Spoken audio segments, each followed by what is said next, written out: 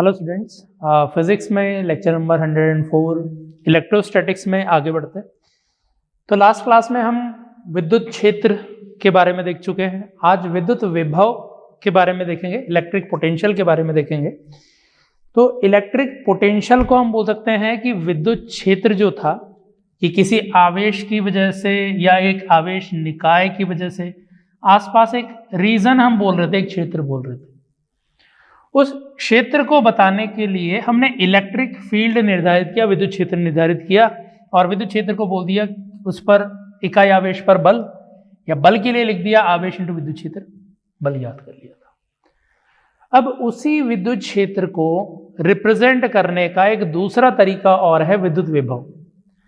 ये क्या था? ये सदिश रूप में रिप्रेजेंट कर रहा था या इकाई आवेश पर बल बोल रहे थे। यहां पर ये अदिश रूप में रिप्रेजेंट करेगा इकाई आवेश की स्थितिज ऊर्जा, इसको हम बोल सकते हैं। स्थितिज ऊर्जा पे मेनली अपन बाद में आएंगे, पहले विद्युत विभव की बात कर रहे हैं। तो यहां पर इस विद्युत क्षेत्र को रिप्रेजेंट करने का एक स्केलर क्वांटिटी बोल सकते हैं, अदिश रूप में रिप्रेजेंट कर रहे हैं इसको। ठीक है, अब इसको रिप्रेजेंट कर रहे हैं, लिखेंगे कैसे या कैलकुलेट कैसे करेंगे? तो यहां पर इस पॉइंट का अगर मुझे विभव बताना है तो कहीं ना कहीं विभव हमें दूसरे पॉइंट का पता होना चाहिए। ठीक है, अब नॉर्मली हम क्या बोलते हैं, अनंत पे विभव जीरो मानते हैं। इलेक्ट्रिक फील्ड के लिए किसी और पॉइंट का इलेक्ट्रिक फील्ड पता होने की जरूरत नहीं है। इलेक्ट्रिक फील्ड किसी एक पॉइंट का डिफाइन हम करते हैं, वो इकाई आवेश पे बल होता है। लेकिन विभव निर्धारित करने के लिए कहीं ना कहीं विभव हमें पता होना चाहिए पहले से। तो हम अनंत पे विभव जीरो मानते हैं इलेक्ट्रोस्टैटिक्स में, या फिर जहां पे भी ग्राउंड कर रखा होता है, भूसंपर्कित किया हुआ होता है, वहां पे विभव जीरो बोलते हैं। तो ग्राउंड का मतलब भी विभव जीरो है, कहीं पे अनंत की बात कर रहे हैं तो वहां पे भी विभव जीरो है। तो कहीं ना कहीं हमें रेफरेंस लेना है पहले, फिर रेफरेंस वाले पॉइंट से यहां तक किसी अगर यूनिट चार्ज को, इकाई आवेश को हम लाएं तो इकाई आवेश पर जितना कार्य करना पड़ेगा लाने वाले को, उसको यहाँ का विभव बोलते हैं। मतलब करना क्या है, इकाई आवेश को लाना है, कहां से? अनंत से इस पॉइंट तक, पी पॉइंट बोल देते हैं। अनंत से पी पॉइंट तक लाना है और अनंत से पी पॉइंट तक जो कार्य करना पड़ा बाह्य कारक को, उसको यहां का विभव बोल देंगे। बात समझ में आई? तो विभव हम कुछ इस तरह से कैलकुलेट करेंगे, या एक्चुअल में जो बाह्य कारक का कार्य है वो यहां से यहां तक लाने पर विभवांतर बताएगा। एक्चुअल में विभवांतर, अब विभव में अंतर लिख रहे हैं तो यहाँ पे जीरो मान रखा है, यहाँ पे लिख रहे हैं तो अंतिम माइनस प्रारंभिक लिखेंगे तो वो v की बराबर ही आ जाएगा। ठीक है, तो इस तरह से हम विभव डिफाइन करेंगे। तो विभव फाइनली हमने डिफाइन किया कि अनंत से किसी इकाई आवेश को लाने में विद्युत क्षेत्र के विरुद्ध किया गया कार्य जो है उसको उस बिंदु का विभव कहेंगे।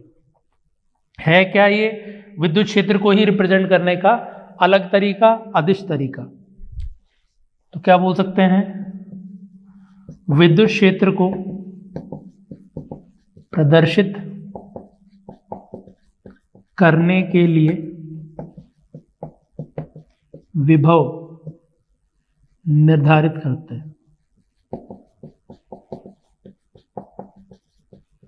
यह अदिश रूप में व्यक्त करता है।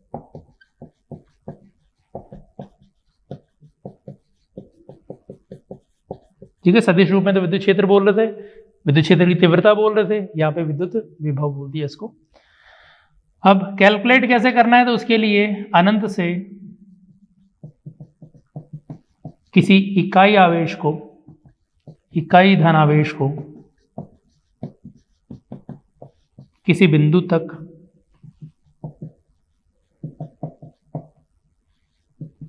लाने में विद्युत क्षेत्र के विरुद्ध किया गया कार्य उस बिंदु पर विद्युत विभव होता है।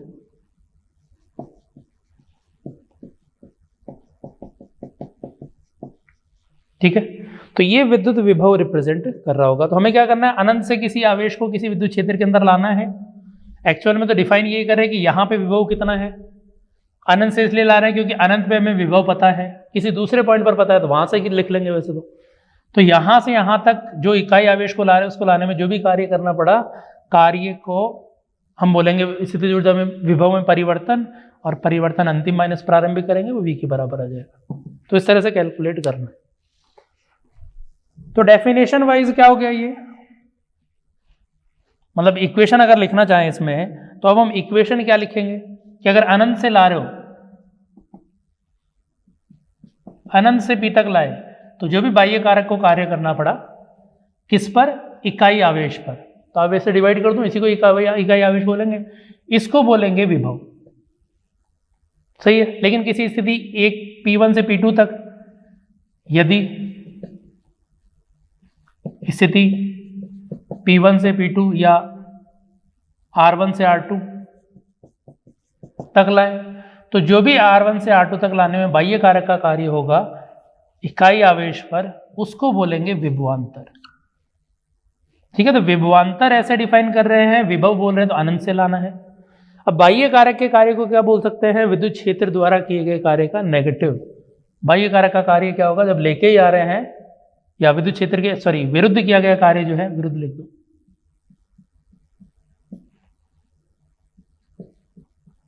तो विद्युत क्षेत्र के विरुद्ध किया गया कार्य का मतलब है विद्युत क्षेत्र का कार्य का नेगेटिव। तो इसको हम क्या बोल सकते हैं, W इलेक्ट्रिक फील्ड का नेगेटिव, ये विद्युत क्षेत्र द्वारा किया गया कार्य का नेगेटिव विरुद्ध हो गया, डिवाइड बाई Q बराबर डेल्टा V। या विद्युत क्षेत्र द्वारा किया गया कार्य जो है वो हो जाएगा माइनस Q डेल्टा V के बराबर, ये हम बोल सकते हैं। ठीक है। तो यहां पर हमने क्या रिलेशन लगाया कि W विरुद्ध क्या होगा, विद्युत क्षेत्र के किए गए कार्य का नेगेटिव। तो ये तरीका रहेगा विभव लिखने के लिए, या विभव पता है तो कार्य ज्ञात करने के लिए। विद्युत क्षेत्र किस में हेल्प कर रहा था, बल ज्ञात करने में, कि आवेश इंटू विद्युत क्षेत्र कर रहे थे, बल आ रहा था, ये कार्य ज्ञात करने में हेल्प करेगा। कैसे, विभवांतर लिखो इंटू आवेश से गुणा कर दो, ये कार्य का नेगेटिव आ जाएगा। तो कार्य में हेल्प करेगा विभव, और बल में हेल्प करेगा विद्युत क्षेत्र। इसलिए विद्युत क्षेत्र को रिप्रेजेंट करने के दो तरीके हो गए, एक सदिश रूप जो बल को बता रहेगा इकाई आवेश पर, विभव जो कार्य को बताएगा या ऊर्जा को बताएगा, स्थितिज ऊर्जा को। अब सबसे पहले बिंदु आवेश के कारण विद्युत विभव निकालते हैं।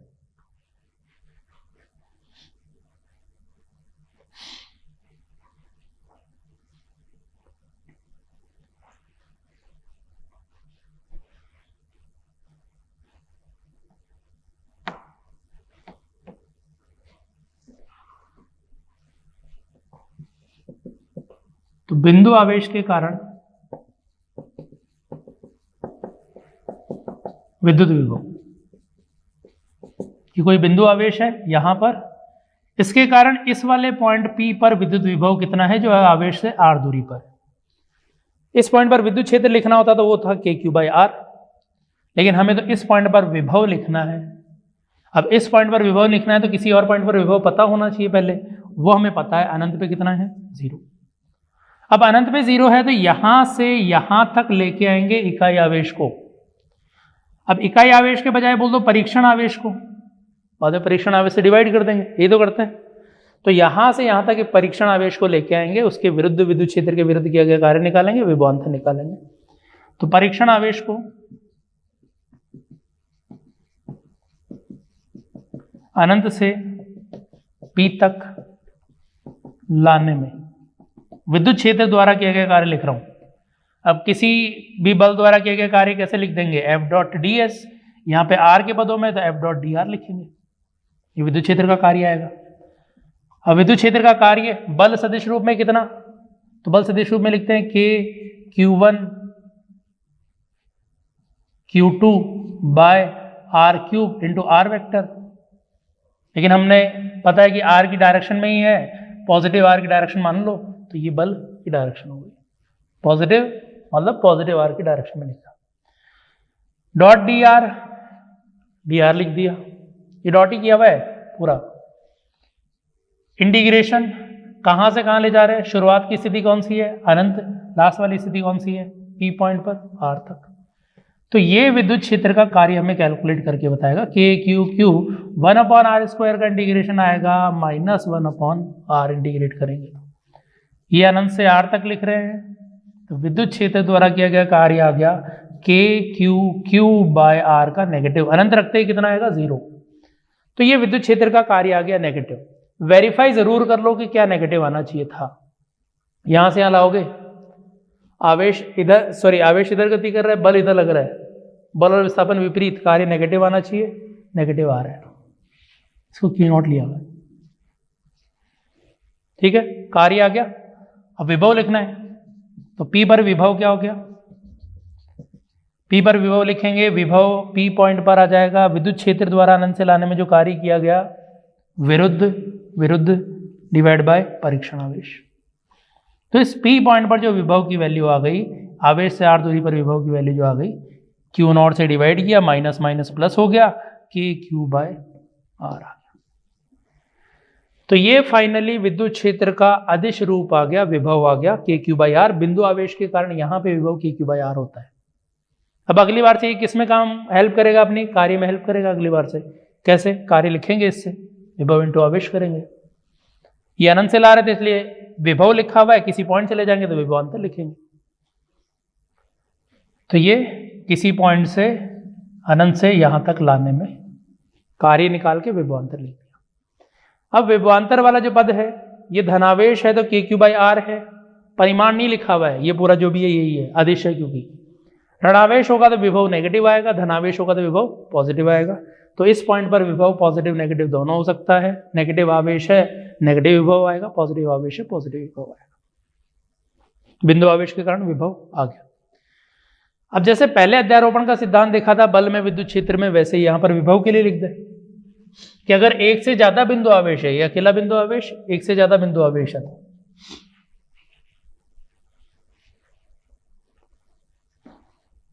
इसकी पहले लिखा इकाई विमा, ये लिख लेते हैं।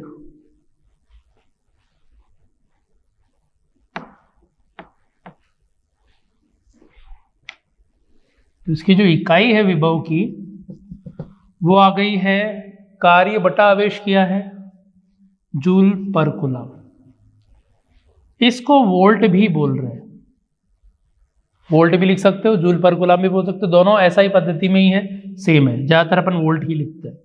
इसकी जो विमा हो जाएगी वो हो जाएगी जूल के लिए mL/t - 2, आवेश होता है धारा इंटू समय, तो mL/t - 3a - 1, ये इसकी विमा हो गई।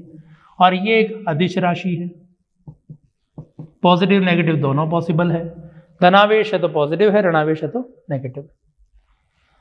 अब इसके बाद अध्यारोपण का सिद्धांत,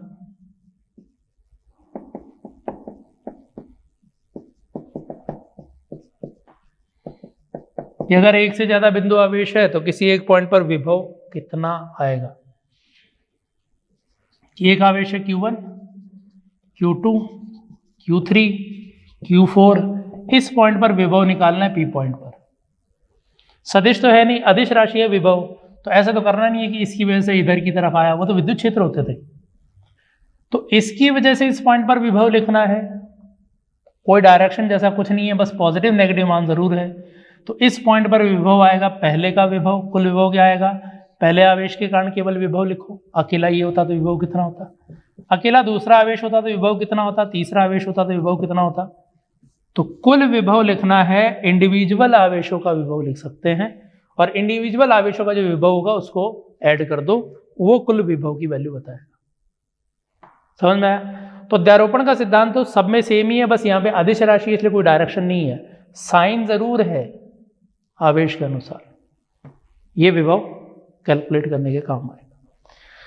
अब हो गए, दोनों चीजें हो गई कि बिंदु आवेश के कारण विभव कितना होता है, और बहुत सारे बिंदु आवेश हो तो विभव कितना होता है।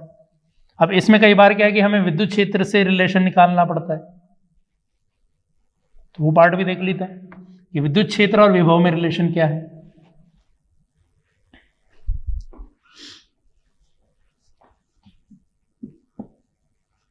तो विद्युत क्षेत्र व विभव में संबंध, क्योंकि दोनों एक ही चीज को रिप्रेजेंट कर रहे हैं, ये भी विद्युत क्षेत्र को ही रिप्रेजेंट कर रहा है, विद्युत क्षेत्र तीव्रता एक्चुअल में इसको समझना।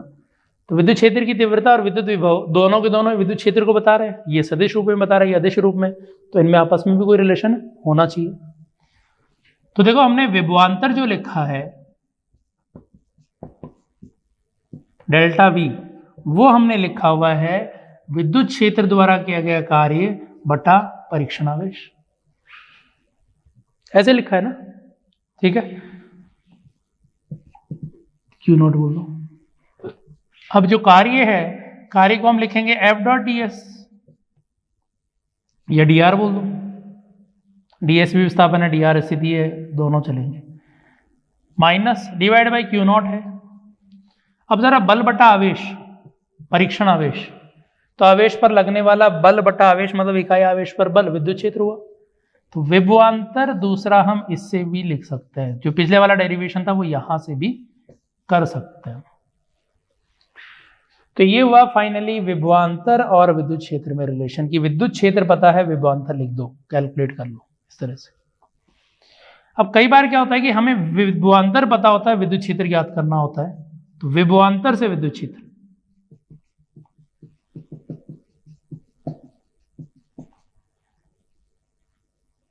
अभी हमने यही काम में आएगा, लेकिन आगे कुछ क्वेश्चन रहेंगे जिनमें विभवांतर से विद्युत क्षेत्र ज्ञात करेंगे। तो देखो इसमें सबसे पहले इंटीग्रेशन का साइन हटाओ,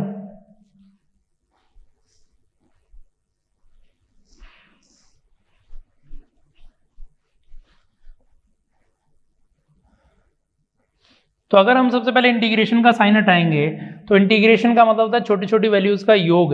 इंटीग्रेशन हटा दिया मतलब एक ही छोटी वैल्यू लिखी हुई है, तो एक छोटी वैल्यू मतलब डीवी, तो रिलेशन हुआ DV equals to minus E dot D R. अब अगर ई आर के पदों में ही दे रखा है तो ई डॉट डी आर जो है वो ई डी आर में बदल जाएगा। जैसे बल अगर ये विद्युत क्षेत्र दे रखा है बिंदु आवेश के कारण K Q by R square D R, दोनों एक ही लाइन के अलॉन्ग है, तो प्लस माइनस ही सीधा इनका डॉट प्रोडक्ट हो जाएगा। कि जैसे मान लो एक है माइनस आई कैप, एक आई कैप, दोनों का डॉट करेंगे तो माइनस ही आएगा ना, ठीक है। तो ये जो वैल्यू है या -5 है इस तरह से, तो ये जो -5 है ये डॉट प्रोडक्ट आ जाएगा। तो वही यहाँ पे किया हुआ है कि विद्युत क्षेत्र और दोनों एक ही डायरेक्शन में है, डॉट करेंगे तो सीधा सीधा जो लिखा हुआ है वही लिख दो, आई हटाओ, तो इनका डॉट हो रखा है ये हटाने पर क्या आया। अब यहां से dv बाय डी आर इधर हो गया। ये पहली कंडीशन क्या है, यदि E यहां नहीं देते,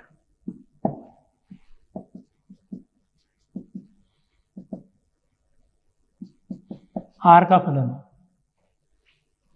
ज्यादातर जो क्वेश्चन रहेंगे अपने आर का ही फलन है, तो उस वाली स्थिति में ई डॉट डी आर बन गया ई डी आर में, तो ई की वैल्यू आ गई minus DV by D R. तो विभवांतर को, विभव को डिफरेंशिएट करेंगे, नेगेटिव लगाएंगे तो विद्युत क्षेत्र आएगा। डायरेक्शन किधर है, आर की तरफ ही है। फिर दूसरा, यदि एक्स वाई जेड हो,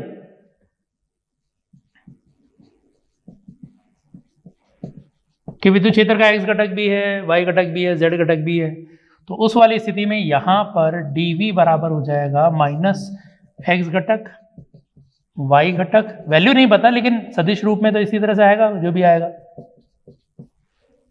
तो फिर dr को क्या लिखना है, dr को फिर लिखेंगे x y z, तीनों में लिखना पड़ेगा अपन को उसको। अब तीनों में लिख के डॉट करोगे तो डॉट में बन गया ex dx माइनस बाहर आई वाले एक साथ, ey dy ez dz, ऐसा बना, ये आया dv। अब यहां पे हमारे पास तीन वेरिएबल है ex ey ez, तीनों चाहिए, x घटक भी चाहिए, y भी चाहिए, z भी चाहिए।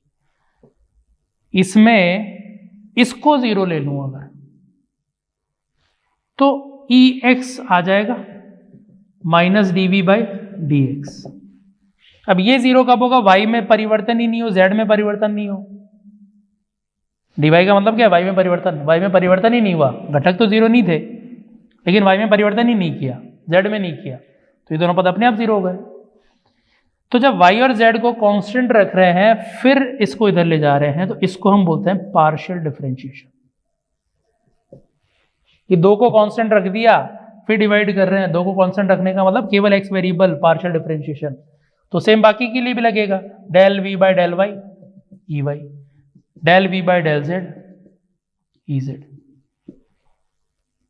तो जैसे x के लिए बोला कि ये कांस्टेंट है तो ई एक्स की वैल्यू आ जाएगी और ये कांस्टेंट होने का मतलब पार्शियल डिफरेंशिएशन, ऐसे y के लिए बाकी दो कांस्टेंट पार्शियल डिफरेंशिएशन। ठीक है, तो इसमें ये आया फाइनली, सीधा लिख रहा हूं कि जो विद्युत क्षेत्र है उसका x घटक आएगा, और x घटक कैसे आएगा, विभव को x के सापेक्ष डिफरेंशिएट करो पार्शियल, विभव को y के सापेक्ष डिफरेंशिएट करोगे y घटक आएगा, z के सापेक्ष डिफरेंशिएट करोगे z घटक आएगा, लेकिन हर किसी में आगे माइनस था, ये आ जाएगा। अब यहां पर अगर मैं माइनस ये v कॉमन ले लूं तो बाकी क्या ग्रेडियंट बचा हुआ है इसमें, तो v कॉमन लेने के बाद ये ग्रेडियंट है, तो एक्चुअल में सदिश रूप में दे रखा है तो E बराबर माइनस ग्रेडियंट v होता है। सही है, तो ग्रेडियंट कोई अजीब सी चीज नहीं है, इसको अजीब मत समझना, ऐसे मानना है कि x के सापेक्ष डिफरेंशिएट करना है, सबसे सिंपल डिफरेंशिएशन है बल्कि ये ग्रेडियंट का मतलब, देखने में जरूर लगता है ऐसे अजीब सा, लेकिन इसका मतलब ये x ही वेरिएबल मानना, बाकी तो मानना ही नहीं है, y वेरिएबल मानना है, यहाँ पे केवल z वेरिएबल मानना है। तो ये तरीके हुए कि अगर हमें विद्युत क्षेत्र दे रखा है तो विभवांतर निकालने का, और विभवांतर या विभव दे रखा है, विभवांतर मतलब विभव ही बोलो इसको, विभवांतर से नहीं निकालना इसको, विभव से। तो अगर विभव दे रखा है तो विभवांतर निकालने के लिए विद्युत क्षेत्र के लिए दो तरीके आ गए, E बराबर माइनस dV/dr, कांस्टेंट के टाइम पर डेल्टा V/डेल्टा R भी हो जाएगा, ध्यान रखना, लेकिन V/R मत बोल देना, बस कांस्टेंट है तो डेल्टा V/डेल्टा R बोल देंगे माइनस। सदिश रूप में दे दिया तो ग्रेडियंट करना है, माइनस ग्रेडियंट भी, वहां से विद्युत क्षेत्र आएगा। तो ये आ गए इन दोनों में रिलेशन। अब आते हैं अलग अलग स्थिति में विभवांतर या विभव क्या होगा, क्वेश्चंस पे अब आ रहे हैं।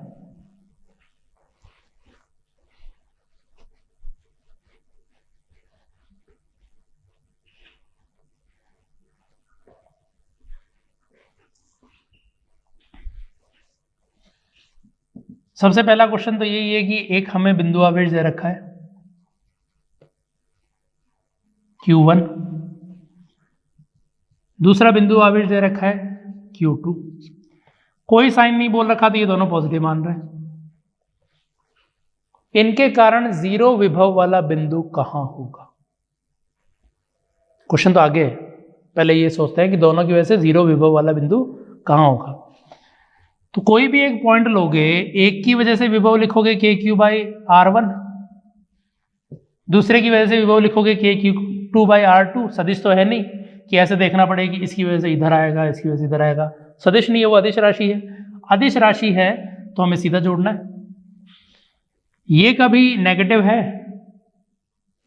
KQ1/R1, K पॉजिटिव, आवेश दोनों पॉजिटिव बोल रहे हैं, R पॉजिटिव ही आएगा क्योंकि ये तो परिमाण है ना केवल, ये भी पॉजिटिव है, तो दोनों पॉजिटिव, जीरो आसपास तो कहीं नहीं मिलेगा। जीरो होने के लिए या तो आवेश जीरो हो, लेकिन वो तो बोल नहीं रखा, तो दूरी अनंत हो जाएगी तब, तो इनकी वजह से विभव जीरो केवल अनंत पे मिल सकता है, आसपास वाले किसी पॉइंट पर नहीं मिलेगा। बात समझ में आ गई। विद्युत क्षेत्र जीरो जरूर मिल रहा था कि अगर दोनों प्लस आवेश थे तो बीच में यहाँ पे कोई पॉइंट था जहाँ पे विभव विद्युत क्षेत्र जीरो था, इसकी वैल्यू इससे दूरी x थी √Q, इससे दूरी लिख रहे थे Q2, √Q1, √Q2 R ये था। जब एक पॉजिटिव नेगेटिव था तो इधर दिया, इधर कहीं माइनस आ गया था, ऊपर ऐसे आ गया। तो ये चीज तो समझ में आ गई कि ये दोनों अगर आवेश पॉजिटिव है तो आसपास तो नहीं मिलेगा, जीरो जरूर मिलेगा अनंत पे, लेकिन आसपास किसी पॉइंट पे नहीं है। तो क्वेश्चन ये है कि एक पॉजिटिव और एक नेगेटिव है, अब विभव जीरो वाला पॉइंट देखना है। तो विभव 0,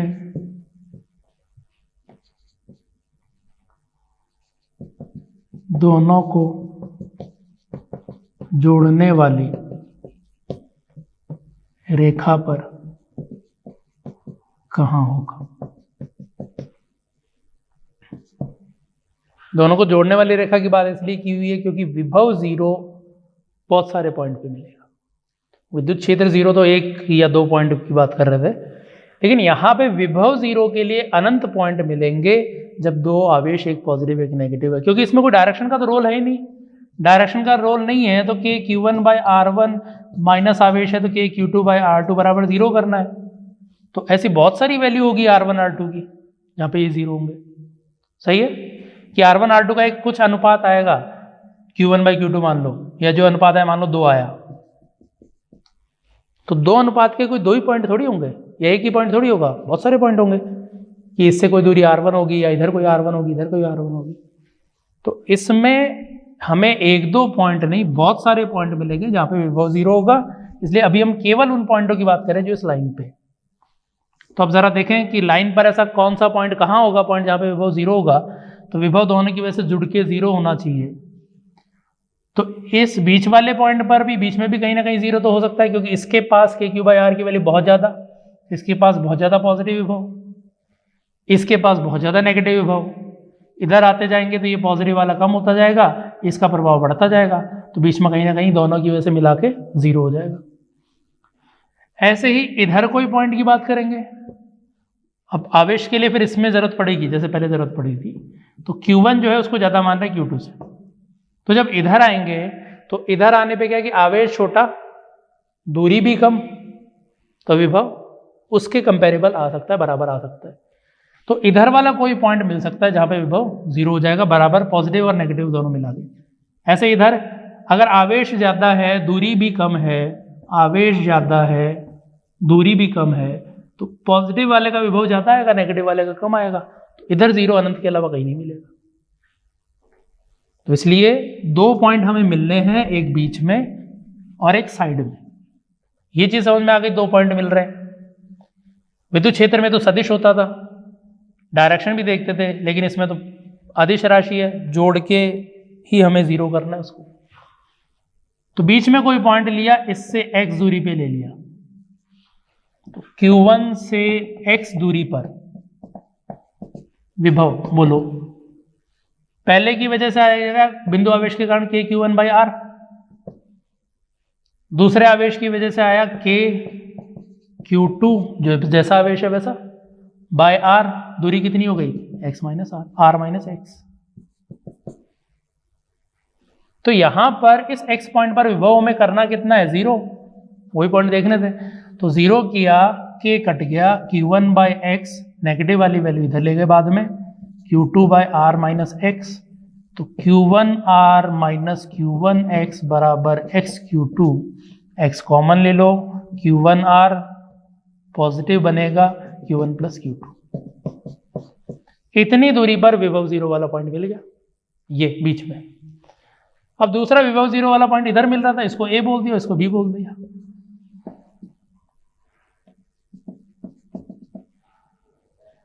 B वाला पॉइंट ले लेते हैं, यहीं से x दूरी लिख दो इस बार भी, B पर, Q1 से x दूरी पर, सही है। तो इस वाले पॉइंट पर विभव लिखें, पहले का विभव लिखेंगे KQ1/x, दूसरे का विभव नेगेटिव है, तो KQ2 नेगेटिव वाला चार्ज बाय दूरी। अब इस बार दूरी कितनी है इससे, x ज्यादा है इस बार, सही है। इस बार x माइनस R लिखेंगे और बराबर लिखना है 0, बराबर 0 करेंगे, वही k कटेगा, नेगेटिव वाली वैल्यू इधर ले जाएंगे, Q1/x बराबर Q2/x minus R, cross multiply करोगे, minus R Q1 plus Q1x बराबर Q2x, बड़ा कौन सा है, Q1, इसको इधर ले आओ, तो Q1 माइनस Q2x बराबर R Q1, तो x की वैल्यू आएगी R Q1/Q1 plus Q2, R Q1 ही है ना, R Q1, ये दूरी आ गई इस पर। तो इसमें यहाँ पे नहीं, गलत लिख दिया ना, यहाँ पे माइनस आया, इसमें माइनस आया, इसमें प्लस आया, तो एक तो प्लस वाला पॉइंट मिलेगा बीच में और माइनस वाला पॉइंट मिलेगा इधर। तो इस तरह से दो पॉइंट यहाँ पर हमें मिल गए, वो 0 है। क्वेश्चन में ये भी नहीं बोला था कि Q1 बड़ा है Q2 बड़ा है, तो ये अपने आप, ये वैल्यू अपने आप एडजस्ट हो जाती, ठीक है। हम इधर लेके सॉल्व करते हैं, मान लो Q1 छोटा होता तो ये वैल्यू नेगेटिव आएगी, नेगेटिव आएगी, अपने आप नेगेटिव साइड बता देगा। तो ये विभव 0 वाले दो पॉइंट हमें मिल गए। अगला क्वेश्चन,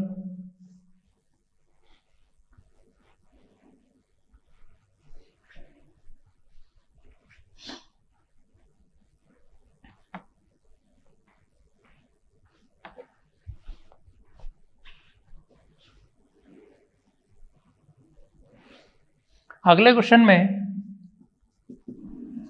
हमें एक वर्ग के कोनों पर 4 आवेश बता रखे, हर किसी का मैग्नीट्यूड सेम है Q, और वर्ग की जो भुजा है, भुजा की लंबाई दे रखी है A। ठीक है, अब पूछा है कि इस वर्ग के केंद्र पर विभव कितना है। तो वर्ग के केंद्र पर विभव, बहुत सारे बिंदु आवेश है, 4 बिंदु आवेश है, अकेले बिंदु आवेश का विभव कितना, KQ/R। अदिश राशि है, पॉजिटिव है तो पॉजिटिव आएगा, नेगेटिव है तो नेगेटिव आएगा। तो केंद्र पर अगर हमें विभव निकालना है तो इससे दूरी लिखेंगे KQ1/R, KQ2/R, Q3, Q4। सारी दूरियां तो बराबर ही दिख रही है, और आएगी कितनी कि ये दूरी A है, ये दूरी A है, तो ये पूरी दूरी जो आ जाएगी A² + A² का रूट, A² + A² का रूट आ जाएगा √2A। ये हो गया ना समकोण त्रिभुज, A² + A² का रूट √2A आ गया। पूरी √2A है तो उसके बिल्कुल मिड पॉइंट है ये, तो इसका आधा। अब √2/2 करोगे तो उसको √2 × √2 बोल दोगे तो 1/√2 मिल जाएगा तुमको। तो ये दूरी है A/√2। सही, तो पहले आवेश से दूरी A/√2 सभी से A/√2 है, तो इस केंद्र पर विभव हो गया। पहले आवेश की वजह से विभव, दूसरे की वजह से, तीसरे की वजह से, चौथे की वजह से 4 ही है। पहले के कारण विभव लिखा KQ/R, दूसरे के कारण विभव लिखा KQ/सेम R। सेम वैल्यू है चारों, मल्टीप्लाई बाय 4 कर दूं, सीधा आ गया। तो ये विभव आ गया √2 ऊपर गया, तो 4√2 KQ/A के बराबर ये कुल विभव आ गया। तो इस तरह से इसके अंदर हम कुल विभव कैलकुलेट कर सकते हैं। अगला क्वेश्चन है कि इसी वर्ग के केंद्र से कुछ x ऊपर, इसी का सेकंड पार्ट, वर्ग के केंद्र से x ऊपर विभव कितना होगा।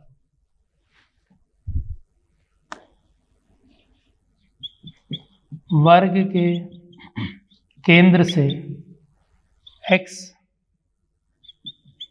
तल के ऊपर की ओर विद्युत विभव याद करें। अगर पहले वाले में यहाँ पे विद्युत क्षेत्र पूछा होता तो इनकी वजह से मिला के और 0 आ जाता, क्योंकि इस वो तो सदिश राशि होता है विद्युत क्षेत्र, इसकी वजह से विद्युत क्षेत्र आता इधर आवेश से दूर की ओर, इसके कारण विद्युत क्षेत्र आता इधर आवेश से दूर की ओर। कैंसिल कैंसिल कैंसिल, वो 0 हो जाता। दूसरा पार्ट पूछा हुआ है, वही विभव पूछा हुआ है लेकिन केंद्र से x ऊपर। अब देखो विभव सदिश तो है नहीं, अदिश राशि है, तो हम x ऊपर करके आवेश से दूरी निकाल लें। सही, आवेश से दूरी निकाल के क्या बोल सकते हैं कि आवेश से अगर दूरी आ गई तो इसके कारण यहाँ पे विभव कितना आ जाएगा KQ/ ये दूरी, इससे भी दूरी तो वही आएगी, ऊपर उठा रखा सीधा, इससे भी दूरी वही आएगी, इससे भी दूरी वही आएगी। तो KQ/R जो भी आएगा चारों की वजह से बराबर अदिश राशि है, सीधा जुड़ेगा, तो KQ/R का 4 टाइम्स बोल सकते हैं। विद्युत क्षेत्र में दिक्कत ये आती है कि विद्युत क्षेत्र सदिश राशि है, एक की वजह से इधर आता, एक की वजह से इधर आता, एक की वजह से इधर और एक की वजह से इधर, लेकिन आता कितना। तो अगर याद हो तो वलय के टाइम पर यह बताया था कि वलय अगर है तो वलय के कारण अक्ष पे विद्युत क्षेत्र होता है KQx/√R² + x², या इसकी पावर 3/2, वलय में ये होता है। तो अगर आवेश इस तरह से वर्ग पर दे रखा है या इस वृत्त पर अगर आवेश कुछ भी बोल रखे हैं समरूप, तो उसको एक वृत्त ही मान लो, और वृत्त पे आवेश हो गया टोटल 4Q, ये वृत्त की त्रिज्या है। तो अगर विभव निकालना है तो K 4QX बाय ये दूरी R बोल देंगे। विद्युत क्षेत्र ये हो गया वृत्त की जैसे मान लो, और वृत्त की अक्ष पे विद्युत क्षेत्र होता है, वृत्त पे चार्ज हो गया 4Q, वृत्त की त्रिज्या हो गई A√2। ठीक है, तो ये तो था विद्युत क्षेत्र के लिए। विभव के लिए अभी बताया था दूरी लिखनी है बस, तो ये दूरी कितनी है वो दूरी ज्ञात करनी है यहां से। अब जब यहां से दूरी निकाल रहे हो तो ये दूरी a/√2 और ये जो दूरी है x एक दूसरे से 90 डिग्री पर है। ये तल के लंबवत है, ये तल में है, दोनों 90 डिग्री पर है, तो ये इसका स्क्वायर प्लस इसका स्क्वायर ये हो जाएगा r। तो इसमें क्या हो जाएगा, सेकंड में r की वैल्यू आ गई q से बिंदु तक की दूरी, बिंदु कौन सा जहां पे विभव निकाल रहे हैं, तो उस दूरी को r बोल रहा हूं। और r कितना आया, ये दूरी थी, समकोण त्रिभुज बन गया था, इसलिए a/√2 का स्क्वायर प्लस x स्क्वायर का रूट। r दूरी हो गई। विभव कितना आएगा, एक की वजह से लिखो, चारों की वजह से सेम आना है, तो ये आ गया KQ 4KQ बाय ये value a²/2 plus x square का रूट। तो ये विभव आ गया इसके केंद्र से x दूरी ऊपर, लिख सकते हैं इसे। अब इसके बाद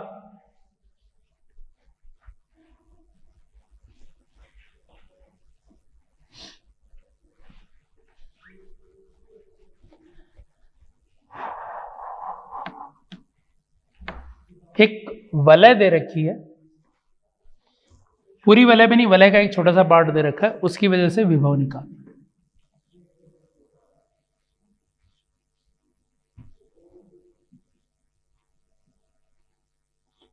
तो वलय के चाप की वजह से जो केंद्र पे थीटा बना रहा है कोण, त्रिज्या r है, q इस पे कुल आवेश है, समरूप वितरण है, तो इसके कारण केंद्र पर विभव, तो चाप के कारण, समरूप चाप के कारण केंद्र पर विभव, ये ज्ञात करना है। अब देखो जो चाप है उस पर आवेश एक जैसा है, बिंदु आवेश तो है नहीं, बिंदु आवेश होता तो हम बोल देते कि विभव होता है KQ/R। बहुत सारे बिंदु आवेश होते तो सबके कारण विभव लिख के जोड़ देते, कुल विभव आ जाता। लेकिन बहुत सारे बिंदु आवेश सतत है, वैसे नहीं है कि एक एक बिंदु आवेश दे रखा है, तो कर लो फिर वही कि एक एक बिंदु आवेश बोल दो फिर इसको, कि ऐसे हम बिल्कुल छोटे छोटे आवेशों के टुकड़े मान रहे हैं इसको, कि ये यहाँ पर बहुत सारे छोटे छोटे आवेश है जो लाइन से लगे हुए हैं, और हर एक बिंदु आवेश के कारण विभव लिखना है और सबके विभव को जोड़ना है। अब जब हम इस तरह से टुकड़े ले रहे हैं, तो जब किसी एक बिंदु आवेश का विभव लिखना है, जिसका सबसे पहले लिख रहे हैं, वो किनारों का नहीं लेते हैं, कोई जनरल बिंदु आवेश लेते हैं, बिल्कुल बीच में भी नहीं। तो मैंने यहाँ कहीं जनरल एक बिंदु आवेश लिया। अब बड़े आवेश में से बिल्कुल एक छोटा सा आवेश तोड़ा हुआ है, तो इसको बहुत छोटा सा आवेश dq बोलेंगे। अभी जो dq आवेश है यहां से कुछ दूरी पर है, दूरी है r, सही है। तो इस dq आवेश के कारण, dq आवेश या dq अल्पांश के कारण केंद्र पर विभव, तो केंद्र पर विभव एक छोटे से आवेश के कारण है, तो पूरा विभव नहीं dv बोलेंगे इसको भी, बराबर k q बिंदु आवेश है बाय दूरी केंद्र से r। तो ये एक बिंदु आवेश के कारण, ये एक छोटे से अल्पांश के कारण विभव आ गया। सबकी वजह से विभव को जोड़ना है, एक का विभव लिखा, दूसरे का लिखा, तीसरे का लिखा, तो कुल विभव क्या होगा, सबका विभव जोड़ दें। और जब हमें छोटी छोटी वैल्यूज को जोड़ना पड़ता है, तो इस योग को हम इंटीग्रेशन से सॉल्व कर सकते हैं। तो छोटी छोटी वैल्यूज का जो योग है वो इंटीग्रेशन ही है, तो सबका छोटा छोटा जो विभव था, वो सबका विभव जो अदिश राशि है उसको जोड़ना था, जिसका मतलब इंटीग्रेशन। तो k dq/r। अब इंटीग्रेशन में एक से ज़्यादा वेरिएबल नहीं होना चाहिए, एक से ज़्यादा वेरिएबल है तो कन्वर्ट करना पड़ेगा, बदलना पड़ेगा। k कांस्टेंट है, r त्रिज्या है, हर पॉइंट के लिए r तो उतना ही रहेगा दूरी, तो ये भी वेरिएबल नहीं है, तो वेरिएबल केवल dq हुआ, तो v बराबर आ जाएगा k/r इंटीग्रेशन ऑफ dq, और dq का इंटीग्रेशन क्या आएगा, कुल आवेश। dq मतलब छोटा सा आवेश, इंटीग्रेशन मतलब सारे छोटे छोटे आवेशों का योग। तो विभव यहां से आ गया KQ/R की बराबर। इसका मतलब इस चीज पे तो निर्भर ही नहीं कर रहा कि ये कोण कितना है, ये चाप की लेंथ कितनी है, समरूप है अगर, तो इस पूरे के कारण यहाँ पे विभव इतना आया। बड़ा होता तो भी यही आता, पूरा एक वृत्त होता तो भी यही आता। तो मतलब हम किसी वलय के केंद्र पर विभव ये बोल सकते हैं KQ/R। समझ में आ गई बात? तो ये केंद्र पर आ गया। अब एक चीज ये है कि क्या समरूप की जरूरत है? क्या यहाँ पे आवेश वितरण एक जैसा होना जरूरी है? क्या इससे भी काम चल जाएगा कि एक तरफ थोड़ा ज्यादा आवेश हो, दूसरी तरफ कम आवेश हो? तो एक बार ये सोच के देखते हैं कि एक तरफ ज्यादा और एक तरफ कम आवेश है। अब देखते हैं जरूरत कहाँ पड़ेगी। हमने एक छोटा सा आवेश लिया, अब छोटा आवेश कहीं पे भी लो, DQ बोलेंगे उसको, लो, उसके कारण विभव लिखेंगे K लिखना है। छोटा सा आवेश है, DQ लिखना है। यहां से दूरी ये R ही होगी, चाहे आवेश कैसा ही हो। इंटीग्रेट करेंगे कुल विभव के लिए, तो इंटीग्रेशन में K और R कांस्टेंट है, वेरिएबल क्या है? DQ का इंटीग्रेशन करना है। अब DQ का मतलब छोटा सा आवेश, अब हो सकता है वो ज्यादा वाले आवेश की तरफ हो सकता है कम वाले कम वाले आवेश की तरफ हो। तो ये जो आवेश है DQ, ये कोई सा भी हो, लेकिन इसके इंटीग्रेशन का मतलब क्या है? सारे आवेश को जोड़ना है। तो सारा आवेश कैसे भी रखा हुआ जोड़ना है उसको। तो एक्चुअल में ये समरूप वितरण की इसमें जरूरत भी नहीं है, कि अगर असमरूप भी है तो भी विभव कितना आना है? KQ/R। मतलब चाहे चाप हो, पूरी वलय हो, इतना ही आना है। तो जैसे तुम्हें ये बोल दिया जाए कि एक वलय है, इस पे Q आवेश है, केंद्र से दूरी R है, केंद्र पे विभव कितना आएगा? कितना आएगा? ये बोल दिया जाए कि वलय में इस वाले आधे हिस्से में चार्ज है 2Q और इस वाले आधे हिस्से का चार्ज है Q।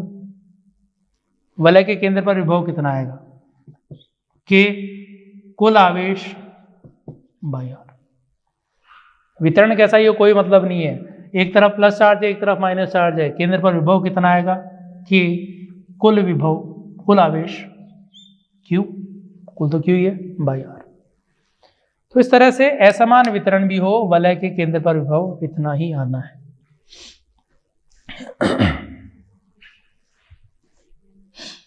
अब आगे बढ़ते हैं। जितने भी हमने अलग अलग निकायों की वजह से विद्युत क्षेत्र लिखा था, अब उन सभी निकायों की वजह से हम विभवांतर भी लिख रहे हैं या विभव लिख रहे हैं कि अलग अलग पॉइंट पर विभव कितना होगा। तो विभव कैलकुलेट करने के हमारे पास दो तरीके हो गए।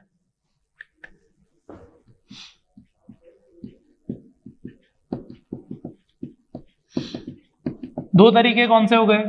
अभी एक तो लास्ट वाले क्वेश्चन में किया, हमने dV ज्ञात किया, एक छोटा सा पार्ट लिया, छोटे से पार्ट के कारण विभव लिखा, इंटीग्रेट कर दिया, विभव आ गया।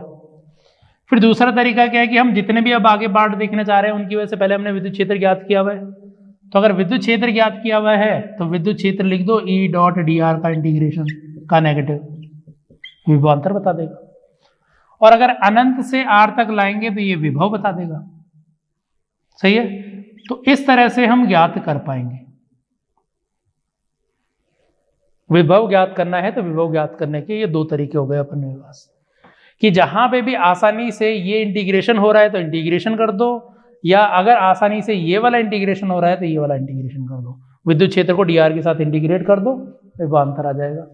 अनंत से ला रहे तो विभव आ जाएगा, या बिंदु आवेशों के कारण, अल्पांशों के कारण विभव लिखो, इंटीग्रेट कर दो, कुल विभव आएगा। ये दो तरीके हो गए, इन्हीं को काम में लेके आगे विभव हम ज्ञात करना चाह रहे हैं। विभवांतर ज्ञात करना है अगर, विभवांतर का तरीका फिर यही काम में लो, वो भी ले सकते हैं। दोनों जगह अगर अलग अलग विभव लिख दिया तो इससे ज्ञात कर सकते हैं। विभवांतर इस तरह से ज्ञात करेंगे। अब इनको काम में लेते हुए अलग अलग सिचुएशंस पे आते हैं।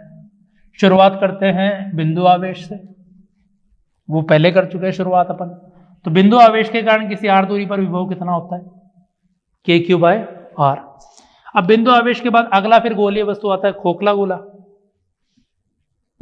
तो खोखले गोले के कारण विभव। अब खोखला गोला है मतलब आवेश केवल और केवल सतह पर है। इसकी वजह से विभव लिखना चाह रहे बाहर वाले पॉइंट पर और आंतरिक पॉइंट पर। तो एक तो ए पर विभव ज्ञात करेंगे जो केंद्र से आर दूरी पर है, एक आर दूरी बाहर वाला पॉइंट होगा वहां पर ज्ञात करेंगे। सतह पर ज्ञात करना है तो आर की जगह कैपिटल आर रख देंगे, उसको त्रिज्या बोल देंगे। ठीक है, तो सबसे पहले बाह्य बिंदु पे ज्ञात करते हैं। बाह्य बिंदु बी पर विभव। विभव ज्ञात करने के दो तरीके थे, या तो अल्पांश की वजह से विभव लिख के इंटीग्रेट कर दो, या विद्युत क्षेत्र लिखो ई डॉट डी एस करो, इंटीग्रेट कर दो। अब देखो यहां पर गोला है, अब इस गोले के कारण अगर हमें अल्पांश लेंगे तो अल्पांश गोले में हमें लेने होंगे, क्या क्या कर सकते हैं, छोटे छोटे टुकड़े अगर करेंगे इसके, काटते गए छोटे छोटे टुकड़े, तो हर एक टुकड़ा वलय मिलेगा। वलय मिलेगी तो वलय की वजह से विभव पता होना चाहिए पहले। तो हम ये वाला तरीका नहीं लिख रहे, अवॉइड कर रहे हैं इसको, विद्युत क्षेत्र से लिख रहे हैं। तो हम लिखेंगे विभवांतर बराबर minus times integration of E dot D R. अब लिख दो, कहां से कहां तक लिखना जा रहे हो, अनंत से आर तक, जहां आर क्या है, कैपिटल आर से बड़ा है। तो अगर अनंत से आर तक इंटीग्रेट करोगे, ये बताएगा अंतिम माइनस प्रारंभिक, अनंत पे विभव ये। और इधर लिखेंगे इंटीग्रेशन ई, ई की वैल्यू है विद्युत क्षेत्र गोले के बाहर। गोले के बाहर तो विभव वही होता है ना, विद्युत क्षेत्र जो बिंदु आवेश के कारण होता है। तो ये आएगा K Q by R square into D R. Integrate करना है अनंत से आर तक, तो वो वैल्यू आ जाएगी वी आर, और इसका वैल्यू आ गया 0। 1/r स्क्वायर का इंटीग्रेशन आ गया -1/r। एक और माइनस था उसको अंदर भेज दो, +1/r बोल दिया। लिमिट रख दी अनंत से आर तक, आर रखने पर आर ही रहेगा, अनंत रखने पर 0। तो बाहर वाले पॉइंट पर विभव की वैल्यू आ गई के क्यू बाई आर, बिंदु आवेश की जैसे ही आनी भी चाहिए थी, क्योंकि बाहर वाले पॉइंट पर विद्युत क्षेत्र तो बिंदु आवेश जैसा ही है ना, और ला भी रहे अनंत से यहां तक, तो अनंत से यहां तक तो विद्युत क्षेत्र बिंदु आवेश वाला ही है, इसलिए यही आना था। ठीक, आंतरिक बिंदु पर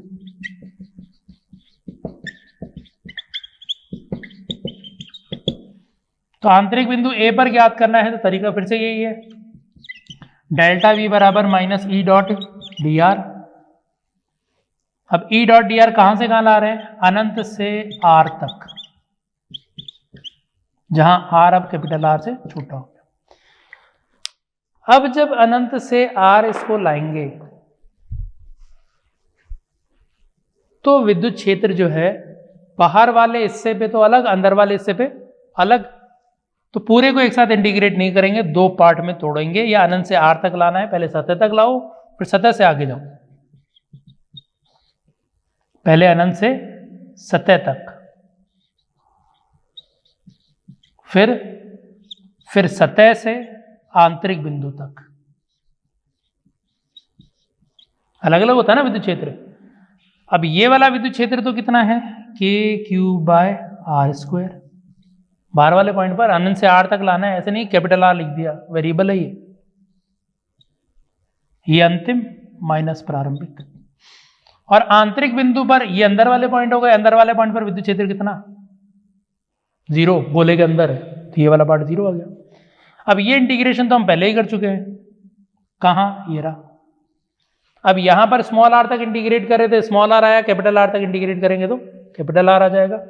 तो ये आ गया किसी आर पॉइंट पर, इसको 0 रख दिया, यहां पे कैपिटल आर रखेंगे, K Q by capital R plus ये वाला टर्म 0। तो ये इस गोले के कारण विभव आ गया।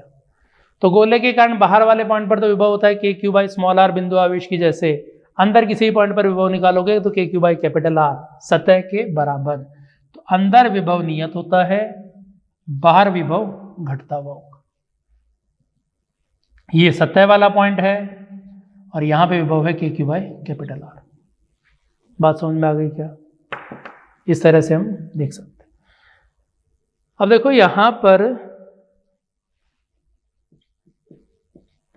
ये विद्युत क्षेत्र है ना, तो मैं बोल सकता हूं वी आर का ग्राफ का जो ढाल है वो विद्युत क्षेत्र बताएगा।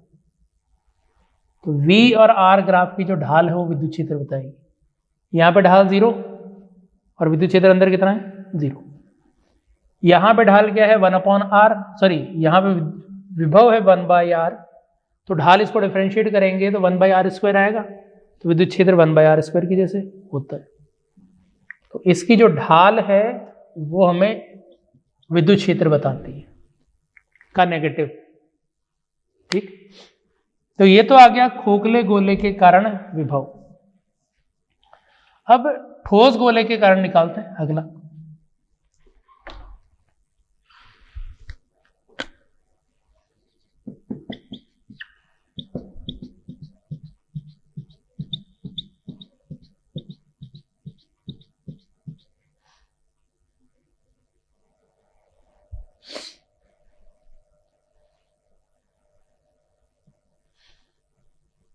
तो देखो, अब ठोस गोले के कारण विभव लिखना है। 2 पॉइंट लिए बाहर और अंदर।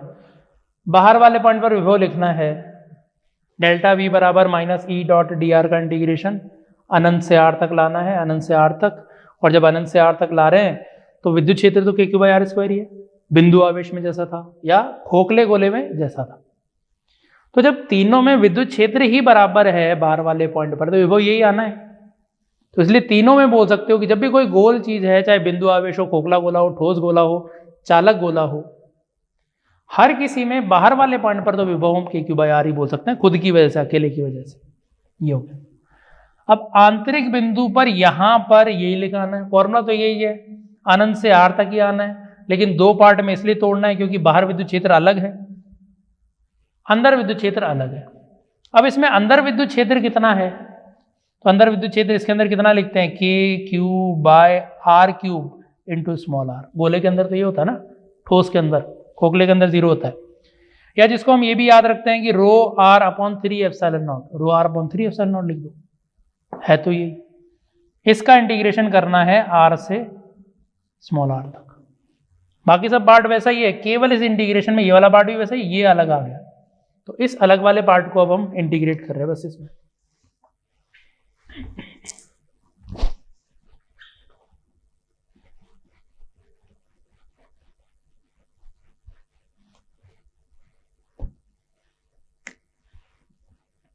कर दे इंटीग्रेट इसको, वो वाला तो वैल्यू आ जाएगा VR इक्वल्स टू, ये इंटीग्रेशन आ जाएगा k3/R। ये इंटीग्रेशन है ना, ये इंटीग्रेशन तो यही है, तो k3/r तक, या फिर R तक तो R। ये वाला इंटीग्रेशन r का इंटीग्रेशन करेंगे तो r²/2 बनेगा, तो k3/r³ इंटू r²/2 लिमिट रखना बाकी है R से r, ये लिखा। तो किसी r पर जो विभव आ गया k3/r, दोनों में से कॉमन ले लो, या पूरा r³ भी कॉमन ले लो एक बार। इसके पास क्या बचा, r³ था नहीं तो ऊपर r² बचा, ये पूरा बाहर चला गया। पहले अपर लिमिट रखी, माइनस लोअर लिमिट रखी, जो माइनस माइनस प्लस बना दिया उसने, सही। तो r पर जो विभव आ गया k3/r³, r² प्लस r/2, तो 3r²/2, r² plus r²/2 minus r²/2। चलो तो इसमें से भी r² अंदर भेज दो, तो VR बराबर k3/r 3/2, r² अंदर भेजने पे माइनस r²/2 r²। ये इसलिए कन्वर्ट किया ऐसे ताकि हम ये बोल सके कि ये तो है सतह पर विभव, ये है ना k3/R सतह पर। तो सतह पर विभव जो है उसका 3/2 माइनस r²/2 r² है। केंद्र पर विभव जो आ गया, केंद्र पर, केंद्र का मतलब r की वैल्यू 0, तो केंद्र पर विभव आ गया 3/2 k3/R, इसका मतलब सतह का 3/2। तो सतह का 1.5 गुना विभव होता है केंद्र पे, सतह पर होता है k3/R, ये चीज तो याद ही रखनी है। और ये फिर अगर जनरल पूछा हुआ तो जरूरत पड़ सकती है।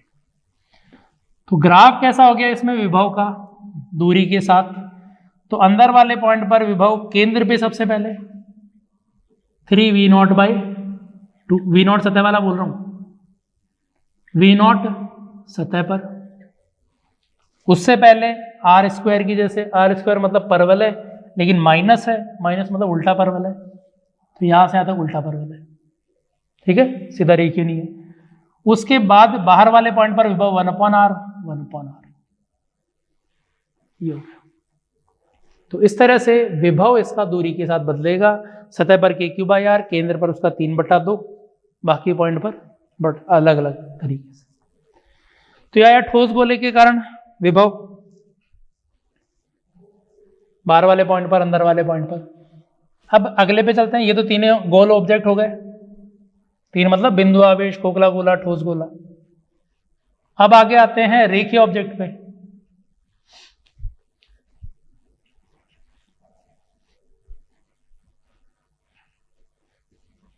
तार के लिए लिखने की जरूरत नहीं है, क्योंकि अगर हमें खोखले का और ठोस बेलन का पता है तो त्रिज्या 0 बोल दो। तो हम बेलन के अंदर विभवांतर लिख रहे हैं, विभव लिख रहे हैं।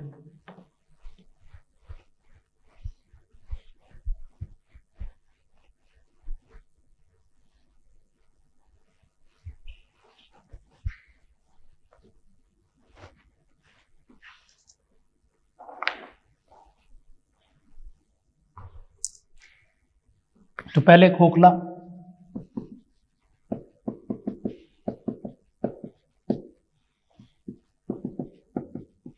आवेशित है,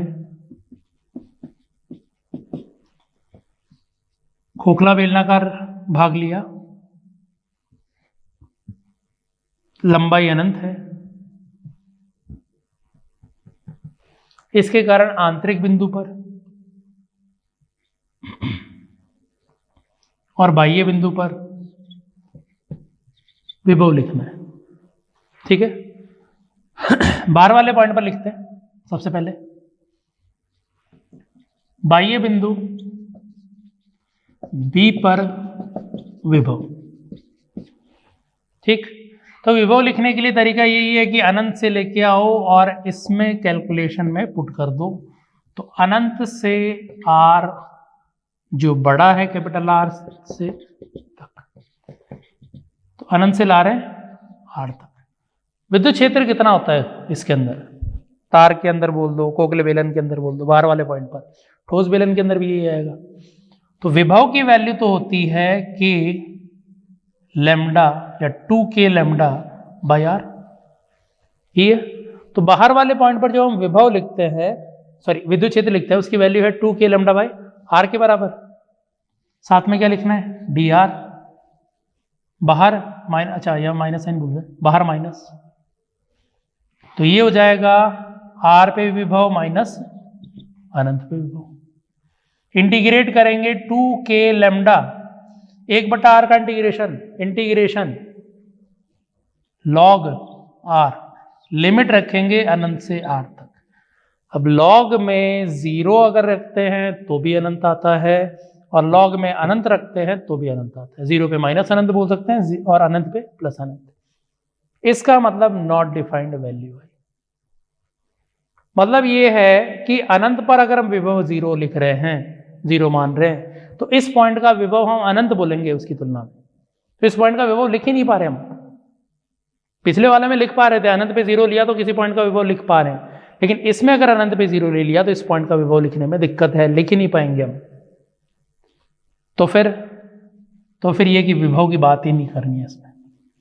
तो तार में, खोखले बेलन में, ठोस बेलन में विभव की बात ही नहीं करनी है, विभवांतर की बात करेंगे, इसके विभवांतर की। तो अब बाह्य बिंदु बी पर ना बोल के बोल सकते हैं कि बाहर कोई 2 पॉइंट है, एक की दूरी r1 है, एक की दूरी r2 है, इनके बीच में विभवांतर लिख रहा है, इसको भूल जाओ अभी के लिए।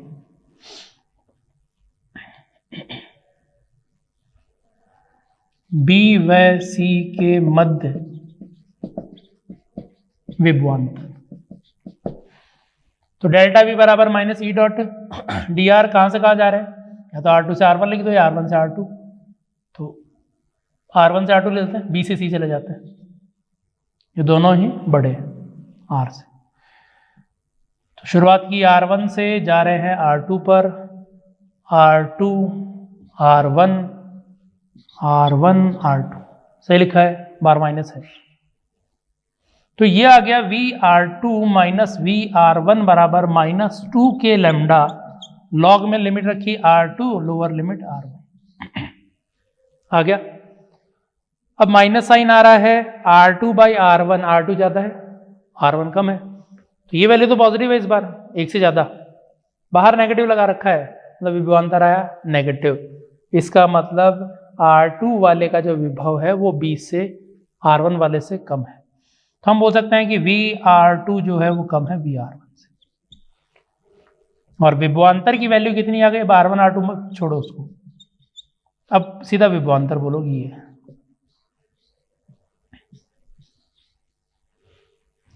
तो याद रखने के लिए कि किसको पॉजिटिव बोल रहे हैं किसको नेगेटिव बोल रहे हैं, तो B पर विभव कम है और C पर विभव ज्यादा है, यही है ना, उल्टा बोल दिया। R2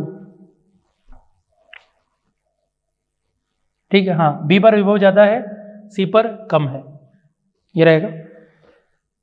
तो इसको जनरल ऐसे याद रखो कि अगर हम विद्युत क्षेत्र की डायरेक्शन में जाएंगे तो इंटीग्रेशन वाला पद आएगा पॉजिटिव, बाहर नेगेटिव, तो विद्युत क्षेत्र की डायरेक्शन में जाने पर डेल्टा V नेगेटिव, तो विद्युत क्षेत्र की डायरेक्शन में विभव कम होता है, ये पॉइंट याद ही रखो। तो विद्युत क्षेत्र की दिशा में विभव घटता है और विद्युत क्षेत्र के लंबवत है तो 0 आएगा, नियत रहता है तो लंबवत नियत रहेगा।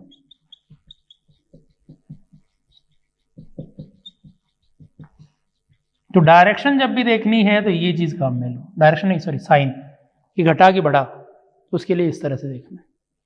आगे बात समझ में। अभी आ गया बाह्य बिंदु पे, अंदर वाले पॉइंट पर विद्युत क्षेत्र है नहीं, तो आंतरिक किसी भी दो पॉइंट के बीच में, आंतरिक किसी भी दो पॉइंट के बीच में विभवांतर 0 आएगा।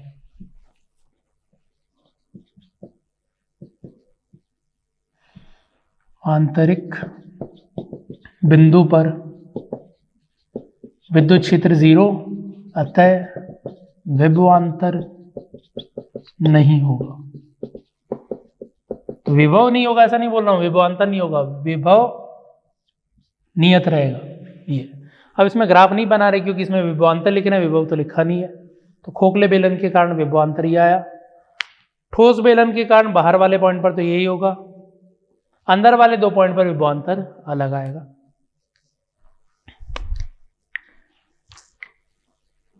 बढ़े आगे, तो यहां पे लिख रहे हैं ठोस।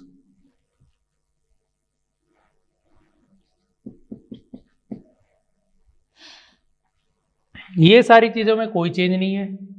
अब आंतरिक बिंदु में इसमें चेंज हो गया बस। तो बाह्य बिंदु पर तो चाहे तार हो, चाहे खोखला बेलन हो, ठोस बेलन हो, विभवांतर लिखना है, विभव नहीं। और वो कितना 2k lambda log R2 by R1 के बराबर। और विद्युत क्षेत्र की डायरेक्शन में जाओगे तो विभव कम होता हुआ होना चाहिए, उसके अनुसार पॉजिटिव नेगेटिव साइन लगाना है। तो आंतरिक बिंदुओं पर कोई दो आंतरिक बिंदु ले लिए, तो एक की पोजीशन ले ली कुछ x और y मान लेते हैं, x और y। एक दूरी R1 पर है, एक R2 पर है। तो अंदर दो पॉइंट ले लिए x और y, उनके बीच में विभवांतर, अंदर और बाहर पॉइंट दे रखा है, अगर उनके बीच में विभवांतर निकालना तो पहले अंदर सतह तक निकाल लो, फिर बाहर C तक निकाल लो, दोनों को अलग अलग लिख के देख लो उसको। तो आंतरिक बिंदु पर विभवांतर लिखना है delta V, integration of E dot dr का नेगेटिव, R1 R2 दोनों आंतरिक इस बार, अंतिम माइनस प्रारंभिक। साइन वैसे भी नहीं देखना, साइन के लिए सीधा बोल सकते हैं कि विद्युत क्षेत्र की दिशा में कम होगा। तो x से y जाएंगे विद्युत क्षेत्र की दिशा में, तो y पे विभव कम है, x पे ज्यादा है, ठीक है। तो साइन वहां से देखना है। E की वैल्यू लिखें तो अंदर विद्युत क्षेत्र कितना आता था, rho r by 2 epsilon naught. Lambda के पदों में लिखना चाहो तो लैम्डा के पदों में रो को लिख सकते हैं, ये ठीक है ना। डी आर इंटीग्रेशन R1 से R2, तो V2 या सीधा डेल्टा V ही बोलो अभी भी, रो R का इंटीग्रेशन R²/2, एक और 2 है 4 एप्सिलॉन नॉट, सही सही है ना। रो R का इंटीग्रेशन R²/2, अब लिमिट R1 से R2, तो डेल्टा V विभवांतर की वैल्यू आ गई, साइन गायब कर दिया, केवल विभवांतर बोल रहे इसलिए, रो bye 4 epsilon not R2² - R1²। वैसे आंतरिक बिंदु पे शायद ही पूछा जाए, बाह्य बिंदु पर याद रखना है रिजल्ट, या आंतरिक बिंदुओं पर 2 पर विभवांतर आ गया, ठीक है। तो ये तरीका था ठोस बेलन, खोखला बेलन या तार के अंदर विभवांतर लिखने का। विभव नहीं लिख रहे हैं यहाँ पे हम लिख रहे हैं विभवांतर।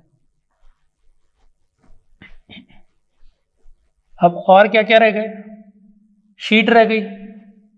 अब इसके बाद कि चालक हो कुचालक हो, बाह्य बिंदु पर ही निकालेंगे, उनमें आंतरिक बिंदु की बात नहीं कर रहे। अब लिखेंगे तो ये लिख देंगे, वहां पे क्या आएगा, रो R/ε0 किसके अंदर, कुचालक शीट के अंदर।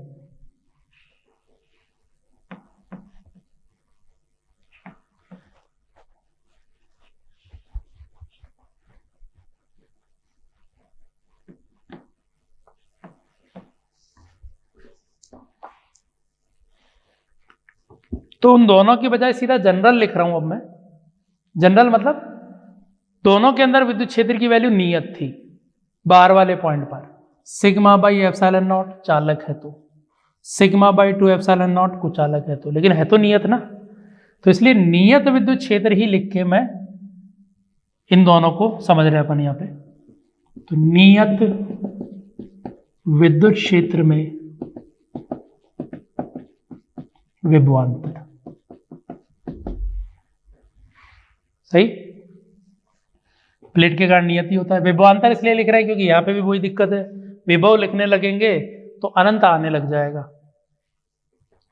तो कोई नियत विद्युत क्षेत्र है, चालक शीट है तो इसकी E की वैल्यू बोल देंगे σ/ε0, कुचालक है तो वहां पे लिख देंगे σ/2 ε0। अब किसी एक पॉइंट A से किसी दूसरे पॉइंट B तक ले जा रहे हैं, यहां से यहां तक लिखना है कितना विभवांतर आएगा। तो देखो अभी पहले हमने बात की थी कि विद्युत क्षेत्र की डायरेक्शन में जाते हैं तो विभव कम होता है, विद्युत क्षेत्र के लंबवत जाते हैं कोई चेंज नहीं आता, विभवांतर ही नहीं आएगा, लंबवत है। तो विद्युत क्षेत्र की दिशा में जाने पर विभवांतर घटेगा, विभव घटेगा, और लंबवत जाने पर कोई बदलाव नहीं होगा। तो तिरछा चाहे कितना ही दे दिया हो कोई मतलब नहीं है, तुम ऐसे जाके ऐसे भी लिख सकते हो। तो जो इन दोनों पॉइंट के बीच में विभवांतर आएगा वो इन दोनों पॉइंट के बीच में विभवांतर आएगा। समझ में आ गई क्या बात? क्योंकि हमें लिखना क्या है, E.dr। यहाँ पे E.dr करोगे ये बस 0 आएगा, तो इनके बीच में विभवांतर आना ही नहीं है। तो पिछले वाले क्वेश्चन में भी कहीं पे अगर एक पॉइंट इस लाइन में दे रखा है, एक कहीं यहाँ दे रखा है, तो तुम्हें केवल इन दोनों के बीच में निकालना है, ये अपने आप ही वही आएगा। सही, ठीक है। तो ये चीज ध्यान रखनी है। अब इसकी कैलकुलेशन कर लेते हैं। तो मैं अभी के लिए इधर ही ले रहा हूं पॉइंट।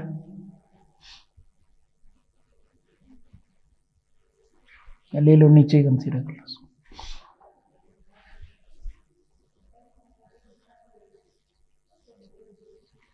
तो ए पॉइंट यहां पर है, ये दूरी है कुछ x या d मान लो विद्युत क्षेत्र की दिशा में, और इधर मान लो ये h,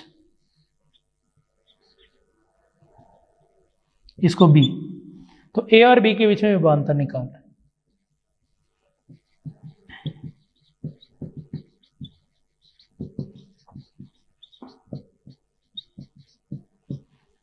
विभवांतर लिखेंगे minus times E.dr।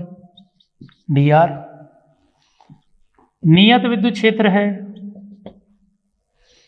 Delta V, नियत विद्युत क्षेत्र है तो E.dr बन जाएगा E.r में सीधा, या S बोल दो,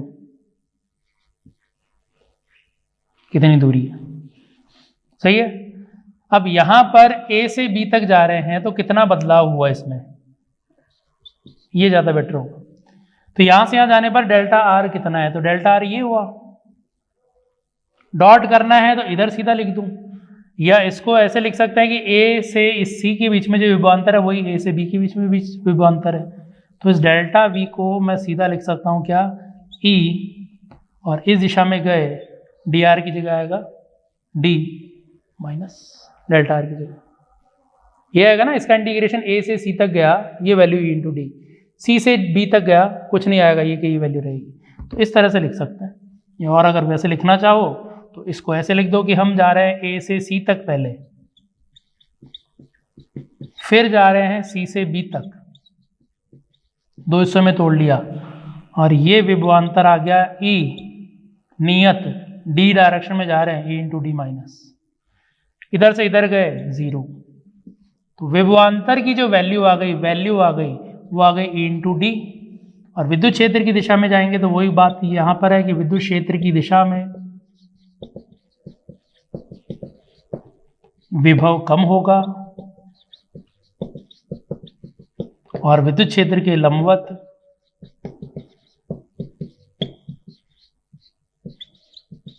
नियत रहेगा।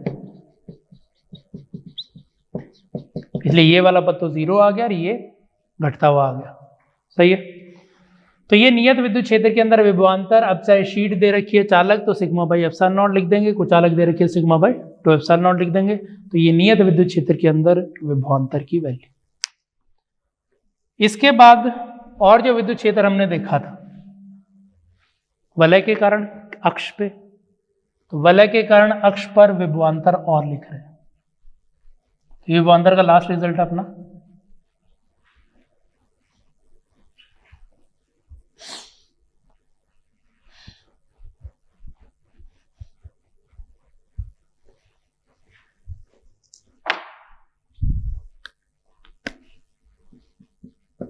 तो वलय के कारण अक्ष पर विभवांतर, केंद्र पर निकाल रखा था, अक्ष पे निकाल रहे हैं। तो या तो विद्युत क्षेत्र से लिख दें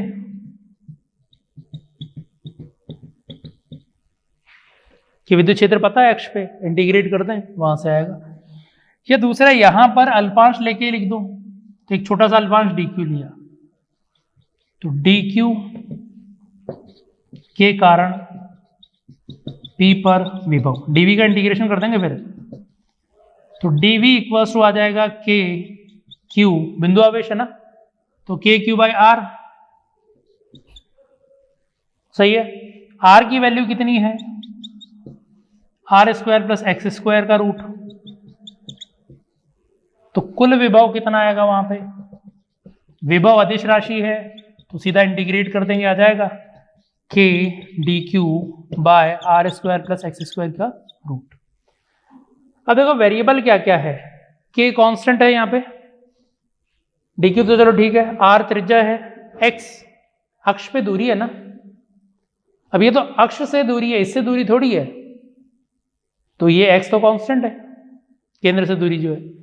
और जितने भी पॉइंट है सारे के सारे पॉइंट इस P से बराबर दूरी पर है, सारे के सारे पॉइंट P से r दूरी पर ही।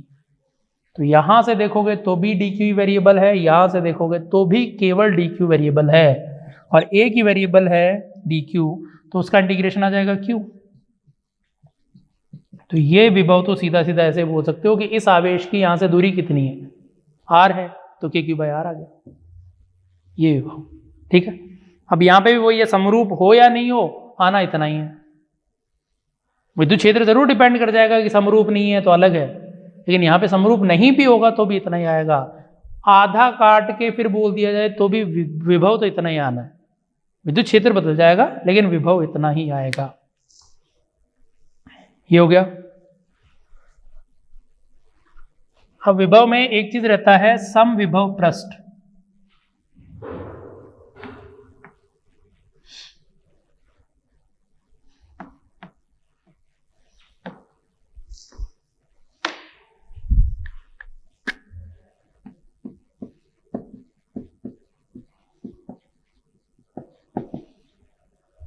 जैसे विद्युत बल रेखाएं थी वैसे यहाँ पे समविभव पृष्ठ है।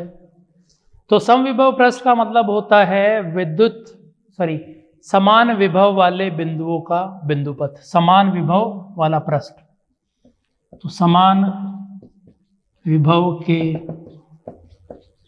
बिंदुओं का बिंदुपथ, इसको अपन बोलते हैं समविभव पृष्ठ। अब प्रॉपर्टीज क्या क्या है समान विभव, तो अभी हमने बोला था कि विद्युत क्षेत्र के लंबवत गति करने पर, विद्युत क्षेत्र के लंबवत गति करने पर विभव नहीं बदलता, विभव नियत रहता है, विभव नियत रहता है। अब विभव अगर यहां से यहां तक जाने पर इधर नियत है, तो समविभव पृष्ठ इसी चीज को तो बोल रहे हैं कि समान विभव वाले बिंदु। तो क्या मैं बोल सकता हूं कि विद्युत क्षेत्र के लंबवत समविभव पृष्ठ होगा हमेशा, या विद्युत बल रेखाओं के लंबवत हमेशा समविभव पृष्ठ होगा। तो अगर हम कोई समविभव पृष्ठ बनाएं,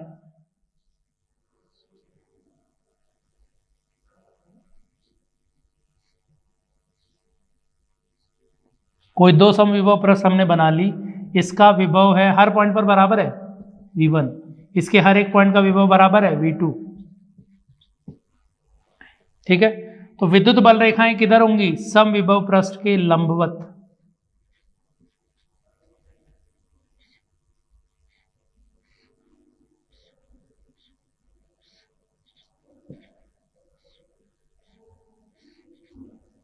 ये विद्युत बल रेखा है।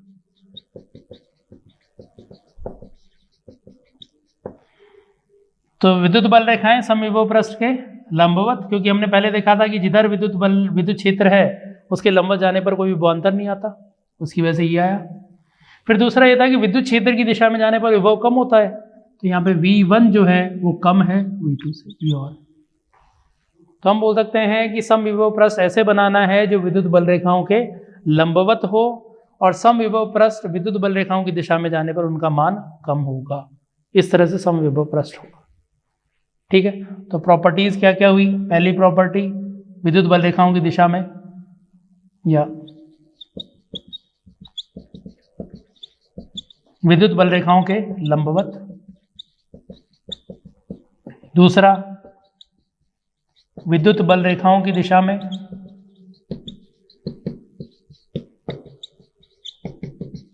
विभव घटेगा, ठीक है। तो ये प्रॉपर्टीज इसके अंदर होगी। बाकी ये भी बोल सकते हैं कि ये एक दूसरे को नहीं काटने चाहिए। क्यों नहीं काटने चाहिए, क्योंकि अगर एक का विभव V2 V1 बोल रहे हो, V2 बोल रहे हो, और अगर यहाँ पे अलग अलग बना रखा है, इस तरह से विद्युत बल रेखाएं हैं, एक कम एक ज्यादा है, तो दोनों काटेंगे, इसका मतलब एक ही पॉइंट पर बराबर विभव आ गया। नहीं बनाना है ऐसा, ठीक है। तो इस तरह का नहीं बनाना है समविभव पृष्ठ। अब एक एग्जाम्पल ले लेते हैं, बिंदु आवेश के कारण समविभव पृष्ठ।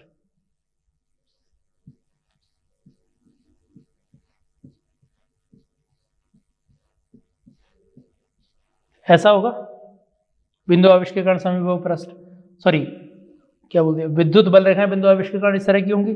तो समविभव पृष्ठ क्या होगा, बिंदु विद्युत बल रेखाओं के लंबवत, हर पॉइंट पर लंबवत। या दूसरा, बिंदु आवेश के कारण किसी r दूरी पर विभव कितना होता है, KQ/R, KQ/R। तो r दूरी वाले सारे पॉइंट उठाओगे, ये समविभव पृष्ठ हुआ, ये समविभव पृष्ठ हुआ। तो ये इसमें समविभव पृष्ठ हुए इस तरह के। अब विभव अगर V1 V2 बोल रहे हो, तो विद्युत बल रेखाओं की दिशा में विभव घटेगा, तो ये बिंदु आवेश के कारण समविभव पृष्ठ हम बोल सकते हैं, ठीक है।